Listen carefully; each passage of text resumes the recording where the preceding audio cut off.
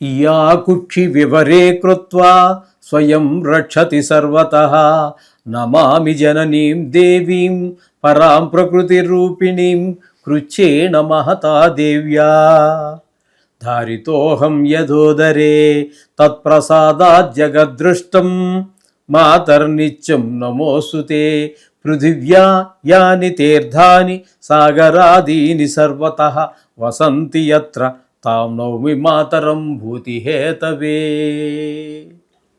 మాతృదేవో భవ పితృదేవో భవ.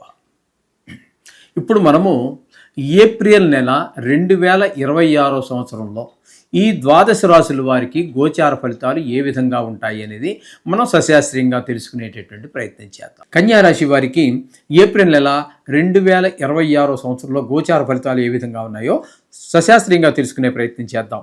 ఈ కన్యారాశి వారికి 6వ స్థానంలో రాహు యొక్క సంచారం రాహు, బుధుడు, కుజుడు 2 రోజులు, బుధుడు 9 రోజులు ఈ సంచారం జరుగుతోందండి. ఈ 6వ స్థానంలో రాహు చాలా చక్కటి ఫలితాలు ఇస్తాడు. అలాగే బుధుడు 9 రోజులు ఆయన కూడా మంచి ఫలితాలన్నీ ఇస్తూ ఉన్నాడు. అలాగే కుజుడు 2 రోజులు ఉన్నాడు, 2 రోజులు కూడా మంచి ఫలితాలు ఇస్తూ ఉన్నాడు. అయితే ఈ స్థానాన్ని బట్టి మనం చెప్పుకోవాలి అన్నట్టయితే అంటే ఆరోగ్యం బాగుంటుంది, చాలా బాగుంటుంది. రుణం మీరు ఎవరికైనా ఇవ్వాల్సి ఉంటే, రుణపడి ఉంటే అప్పు తీర్చేయగలుగుతారు. లేదా మీరు రుణం కోసం ప్రయత్నం చేస్తున్నారు, తప్పకుండా మీకు రుణం పుడుతుంది. ఆ రుణం తీసుకున్నటువంటి డబ్బు కూడా మీకు ప్రయోజనకారిగా ఉంటుంది. మీరు ఏ ఉద్దేశంతో అయితే రుణాన్ని తీసుకున్నారో ఆ పని నెరవేరుతుంది. ఈ 6వ స్థానంలో ఉన్నటువంటి రాహు, కుజ, బుధ 3 గ్రహాలు కూడా అనుకూలమే. ఇకపోతే ఇందులో బుధుడు ఇక్కడ 9 రోజుల పాటు ఉండి తదుపరి అంతా మళ్ళీ 7వ స్థానంలోనికి వెళుతూ ఉన్నాడు బుధుడు. అక్కడ మిగతా నెలంతా అక్కడ ఉంటున్నాడు.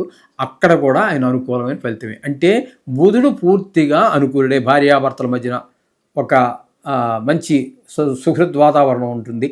అలాగే జాయింట్ వ్యాపారం చేసేటటువంటి వారి మధ్యన, భాగస్వామ్యంలో వ్యాపారం చేసే వారి మధ్యన కూడా అనుకూలమైన ఫలితాన్ని ఈ బుధుడు నిలబెడుతూ ఉంటాడు. ఇక్కడ కుజుడు 2 రోజులు ఇక్కడ మీకు అనుకూలంగా ఉన్నాడు కదా, ఆయన కూడా మళ్ళీ మీకు 7వ స్థానంలోకి వెళ్తున్నాడు. అక్కడ 2 రోజులు తీసేస్తే మిగతా 29 రోజుల పాటు అక్కడే ఉంటారు. ఆయన మాత్రం భార్యాభర్తల మధ్యన కొంచెం కీచులాటలు, అలాగే భాగస్వామ్యాల మధ్యన కొంచెం అభిప్రాయ భేదాలు ఉంటాయి. అలాగే రవి కూడా 14వ తారీఖు వరకు అక్కడే ఉంటున్నారు ఆయన. శని భగవానుడు కూడా 7వ స్థానంలోనే ఉన్నారు. వారు కూడా ఈ భార్యాభర్తలు ఈ భాగస్వామ్యుల వ్యాపారం మధ్యన స్థానాన్ని బట్టి అవే ఫలితాలు ఉంటాయి. ఇక్కడ మీకు 7వ స్థానంలోనూ 6వ స్థానంలోనూ యోగించేటటువంటి ఏకైక గ్రహం మీకు బుధుడు ఒక్కడే. కాబట్టి మీకు బుధుడు పూర్తి అనుకూలుడు. ఏమంటే 6వ స్థానంలో ఉన్నటువంటి రాహు పూర్తి అనుకూలుడు, కుజుడు 2 రోజులు అనుకూలం అనుకోండి. ఇకపోతే ఈ రకమైనటువంటి పరిస్థితి ఉన్నది. 7వ స్థానంలో రవి కూడా అనుకూలమైన ఫలితములు ఇవ్వజాలుడు. ఆయన కూడా భార్యాభర్తల మధ్యన, భాగస్వామ్యుల వ్యాపారాల మధ్యన భిన్నాభిప్రాయాలు. ఇక శుక్రుడిని తీసుకున్నట్టయితే మనకి 8, 9 స్థానాల్లో సంచారం చేస్తూ ఉన్నారు. ఈ 2 స్థానాల్లోనూ కూడా ఆయన మీకు అత్యంత శుభప్రదమైనటువంటి ఫలితాలు ఇస్తూ ఉంటాడు. అన్నిటికీ మీకు 8వ స్థానంలో ఉన్నప్పుడు ఆయన మంచి సుఖాలు ఇస్తాడు. అలాగే మంచి ధనాన్ని ప్రసాదిస్తాడు. అప్పటి వరకు శత్రువులుగా ఉన్నటువంటి వాళ్ళు కూడా మిత్రులుగా మారే అవకాశం ఉంటుంది. తదుపరి 20వ తారీఖు నుంచి మీకు 9వ స్థానంలో ప్రవేశిస్తున్నారు. 9వ స్థానంలో ప్రవేశించాక అక్కడ కూడా ఆయన చాలా చక్కటి ఫలితాలన్నీ ఇస్తారు. అలాగే గుళ్ళు గోపురాలు తిరగటం అవకాశం ఉంటుంది. అలాగే దేవుడి దగ్గర మన బాధల్ని చెప్పుకునే అవకాశం ఉంటుంది. అంతా కూడా దేవుడి అనుగ్రహంతో అంతా బాగా జరుగుతుంది. అంటే ఇక్కడ మీకు బుధుడు, శుక్రుడు కూడా అనుకూలంగా ఉన్నారు. ఈ విధమైన ఫలితాలు ఉన్నాయి. ఇకపోతే 10వ స్థానంలో గురువు గోచారరీత్యా యోగించజాలడు. ఉద్యోగపరమైనటువంటి కొన్ని చికాకులు ఏర్పడుతూ ఉంటాయి. ఇక ఏ స్థానంలో కేతు గ్రహ సంచారం, ఇక్కడ ఇది కూడా వ్యయము, ధన నష్టము, ధన వ్యయము, మనోవిచారం, ఇట్లాంటి అన్ని చెడు ఫలితాలే మాత్రమే ఇవ్వగలడు కేతువు కూడా. కాబట్టి వీరికి తక్కువ గ్రహాలు మాత్రమే అనుకూలంగా ఉన్నాయి అని చెప్పేసి మనం ఖచ్చితంగా చెప్పచ్చు. కాబట్టి వీరు జాగ్రత్తగా డబ్బులు ఖర్చు పెట్టే విషయంలో తగు జాగ్రత్తలు తీసుకోండి.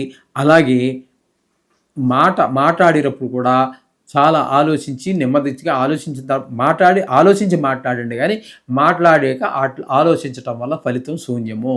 అదే కాకుండా మీరు నాకు చిన్నప్పటి నుంచి మిత్రుడు, వాడు నాకు బంధువు, నాకు మేనమావ కొడుకు అని చెప్పి ఎవరిని బ్లైండ్గా నమ్మి దేనికి హామీలు సంతకాలు పెట్టవద్దండి. తద్వారా వాళ్ళు బాగానే ఉంటారు, కానీ మధ్యలో మీరు ఏమీ అనిపించినటువంటి వాళ్ళు మీరు కర్మ అనిపించాల్సి వస్తుంది వాళ్ళకి బదులుగా. ఇటువంటి కొన్ని, అంటే అందరూ అలా ఉంటారని కాదు, ఎక్కువ పర్సెంటేజ్ అలాగే ఉంటుంది. అది వాడు కావాలని చేసేవాళ్ళు కొంతమంది అయితే వాడి గ్రహస్థితి రీత్యా అలా కూడా జరిగే అవకాశం ఉంటుంది. నా వల్ల కానప్పుడు ఏం చేస్తానంటే నేను చేతులు ఎత్తేస్తాను. అదేవిధంగా వాడు గ్రహస్థితి అనుకూలంగా లేని రోజున జాతకరీత్యా కానివ్వండి, గోచారీత్యా కానివ్వండి చేతులు ఎత్తేసాడు అనుకోండి, హామీ ఉన్నది మీ మీద పడతారు, అంతే. అది అంచేత అలాంటి వాటిల్లో తల దోచబాకండి. కాదు బాగా కావాల్సిన వాడు, బాబు నువ్వే సంతకం పెట్టు, ఇగో కాదురా నాయన, ఇగో ఈ 1000 రూపాయలు నా వల్ల అవుతాయి, ఇదిగో తీసుకో ఓ, ఇవి నీ దగ్గర ఉంటే అని మాత్రం ఒక మాట అనండి, వాడు ఇచ్చేది ఏమి ఉండదు ఇంకా.